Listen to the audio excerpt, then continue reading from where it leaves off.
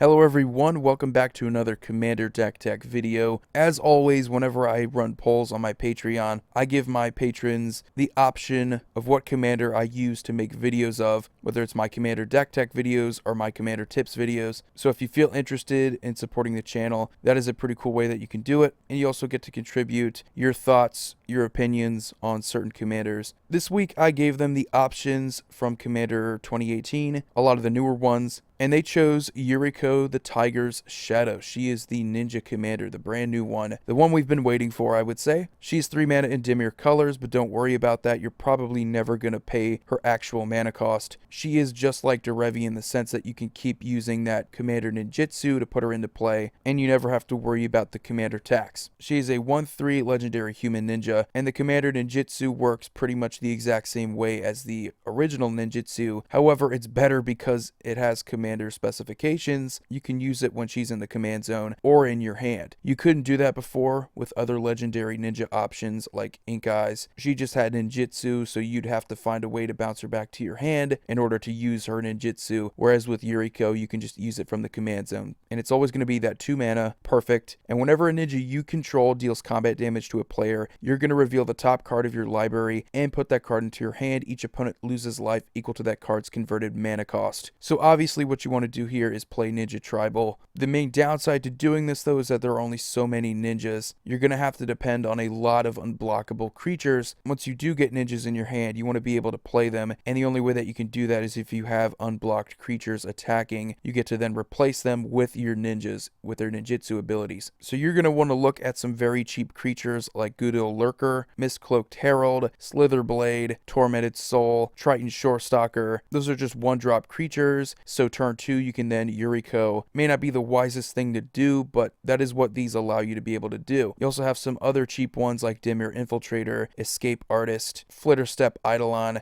Invisible Stalker, which is probably going to be a lot of people's favorites. And we do have the newer creature from Dominaria, Tetsuko Umezawa Fugitive, probably going to be one of the strongest creatures in the entire deck, because creatures you control with power or toughness 1 or less can't be blocked. Yuriko does have only 1 power, and a lot of ninjas are very weak creatures with only 1 power or toughness, so making them unblockable is going to make it easier for you if you want to get more Yuriko triggers. Now let's talk about a lot of the ninjas. There are a handful, but we are going to play most of them, if not all of them. We do have Skull Snatcher. Again, most of the time we just want a cheap ninjutsu so we can get them out there and get a Yuriko trigger. None of these have to be very strong once they are dealing combat damage, so just keep that in mind. It is usually just best if we're able to get the Yuriko triggers. Mistblade Shinobi, same thing, you just bounce a creature, but more importantly, we do have a cheap ninjutsu. We have Walker of Secret Ways, Ninja of the Deep Hours, Sakashima Student, Higuri the Still Wind, another legendary creature that was a terrible ninja commander because, again, the ninjutsu couldn't take advantage of that from the command zone. Okiba Gang Shinobi, Throat Slitter, Ink Eye Servant of Oni, and Silent Blade Oni. So there aren't too many of them. Not enough compared to a lot of the other tribes in Magic the Gathering, which is why we want to get a lot of those cheap unblockable creatures out there first. So we want to be able to play them whenever we can. The more creatures that we have that can attack unblocked means the more ninjutsu abilities we can take advantage of. Now we do want a way to make all of our creatures unblockable, preferably our ninjas, because there's going to be those times when we have ninjas out there, we can't bounce them back to our hand. They're just sitting out there. We want to make them unblockable. Thassa, God of the Sea, is another good creature. You can just pay 2 mana to make a creature unblockable.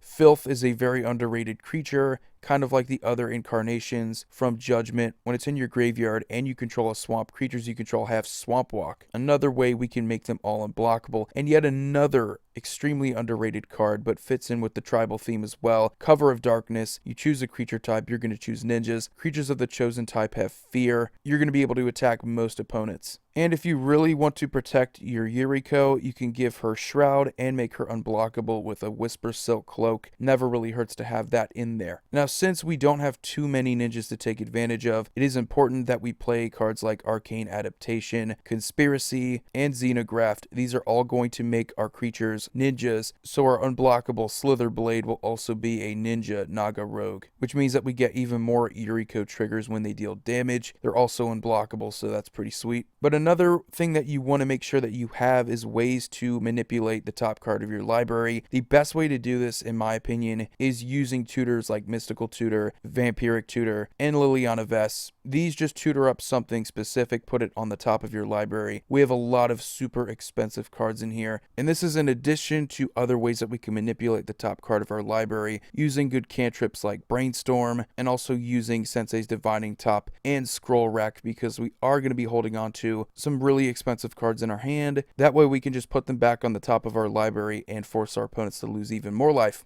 Now, with a lot of ninjas, you're going to notice that it's a pain in the ass to kind of get them back to your hand, so you're going to want to use some board wipes. And ones I recommend are Evacuation, Devastation Tide. They're going to return all creatures or all non-land permanents to their owner's hands. Very useful that way. You can get more of your ninjutsus, because our ninjas are not inherently unblockable. And another little trick here, one of my favorite cards, is Paradoxical Outcome. You can return any number of target non-land, non-token permanents you control to your hand, and then you draw a card for each card returned to your hand this way. So that's a lot of your ninjas. If you want to return other stuff, you can draw even more cards with it. One of my favorite cards that doesn't see too much commander play. And then we come to probably the final part of the deck to talk about. It is playing really expensive spells that we can probably cast much cheaper because they're either delve spells or they have suspend or something else. And some of the more expensive delve spells are Dead Drop and Temporal Trespass. Temporal Trespass is probably the most expensive card in this entire deck. 11 CMC. Getting this off the top of your library, your opponents are going to be losing 11 life. Really crazy. But another card you might not know about is Curse of the Cabal. 10 mana sorcery, but you can suspend it for 4 mana. Another really expensive card. And something that you might not know is that the cards from Amonkhet, Hour of Devastation, the ones with Aftermath,